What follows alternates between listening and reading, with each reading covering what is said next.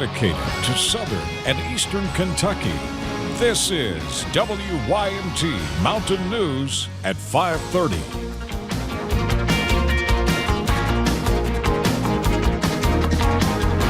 Good evening, I'm Will Puckett. Well, it was a quest for gasoline that ends with 3 people in jail. That happened yesterday morning in the Keavy community of Laurel County. As WYMT's Phil Pendleton tells us, the 3 were planning on stealing gas after their truck broke down. But what they ended up stealing actually ended up causing their arrests. So it all started with them running out of gas, apparently. 7:30 Wednesday morning, and a homeowner on Rooks Branch Road in Keavy said an open garage door was seen as an opportunity for 3 thieves. Right, we think that they broke down. We think their vehicle possibly broke down in the area, and they went into the barn looking for gas and thought they were getting gas and were getting peroxide, and it didn't get their vehicle started for them. Police say the 3, Latasha Bryant, Dustin Napier, and Timothy Storms, were found nearby after they abandoned the car on private property. Right, they committed a crime, and all they had to do probably was knock on his door and ask for some gas, and I'm sure he would have gave them some. The property owner echoed that generosity as well, but now it's too late. All 3 are in jail. Police say the 2 women are also found under the influence of drugs, and now they are facing some drug-related charges. Storms and Napier were also arrested on some outstanding warrants. In Laurel County, Phil Pendleton, now back to you. Now, we asked if all 3 would like to talk to us about the charges from jail, but they declined. Now to some breaking news out of eastern Tennessee. Police say Dale Earnhardt Jr.'s plane ran off the runway at Elizabethton Municipal Airport and caught fire. That is about 30 minutes south of Bristol. Dale Jr. and his wife were able to get off the plane.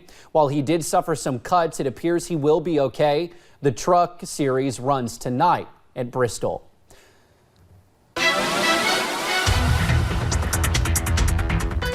Overall, it's been a pretty quiet day here in the mountains. We've seen a few of those clouds, but we've seen plenty of sunshine. US 119, US 23 up into Jenkins. You'll notice plenty of sunshine over there. And of course, they've been on the dry side for today. All of us really have been. We're still seeing plenty of sunshine over into Jackson at the National Weather Service camera. 87 degrees and actually feeling like 87 because that dew point is 61, a little bit on the drier side. So definitely not as muggy, just pretty hot out there.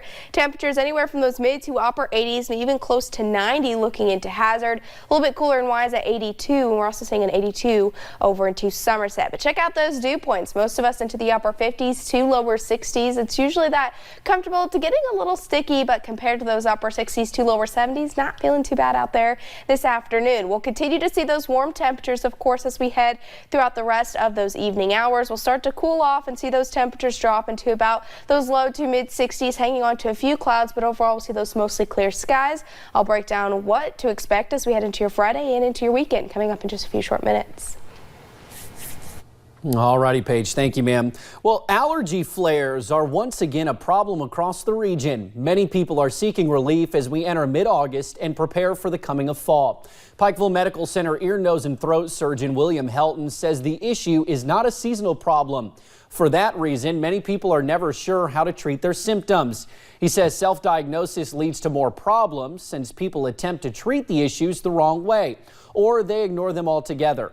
Helton says it is more dangerous and costly to ignore the issues. A good evaluation by an ear, nose, and throat surgeon or an otolaryngologist, I think, is imperative for those people that are struggling with those symptoms. He says the PMC clinic can test for those allergies and is currently accepting new patients.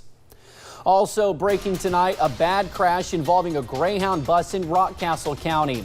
The crash is in the northbound lanes near mile marker 67. That's about 4 miles north of Mount Vernon. We are told a Greyhound bus collided with a semi.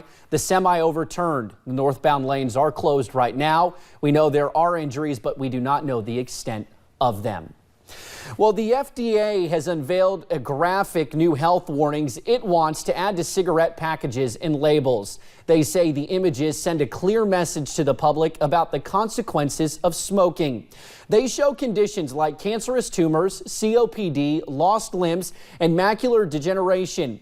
Under a rule proposed by the agency, the images would appear prominently on cigarette packages and ads to protect the public health. Graphic warning labels are proven to reduce tobacco use, whether it's to prevent kids from starting to use or to prompt smokers to get the help they need to quit.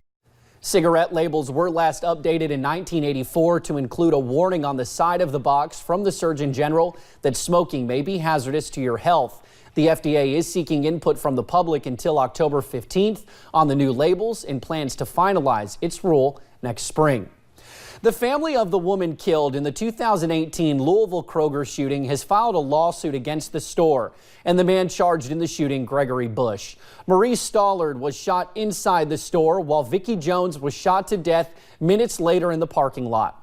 The lawsuit states that Kroger let Gregory Bush inside the store with a loaded gun, and that store security did nothing to stop him from shooting customers or stop him from leaving the store. The Stollard family has also filed a lawsuit against Kroger. Philadelphia police say it is a miracle officers were not killed in the gun battle that put the city on lockdown. The city's district attorney says the suspect, 36-year-old Maurice Hill, will likely face charges that will put him in prison for life. He's not charged yet, but the DA expects attempted murder and firearms charges to be on the list.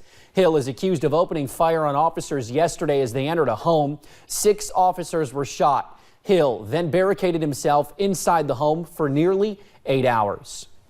An island on the state line of Kentucky has a surprising combination of visitors during the summer. Girls and boys ages 10 to 12 take over the island along with Kentucky State Police during the summer. Trooper Island is a program that has been around for years, but a lot of people are still unaware of it. KSP is trying to change that because they say more kids than ever need an escape from reality, and the police do it. You know, sometimes we get kids whose parents may have overdosed on, with the overdosings that we have here in Kentucky. We had several this year whose parents have died because of that. We have several whose parents are in jail. Tonight at 11, why troopers say it is important for programs like this to allow police and children to bond.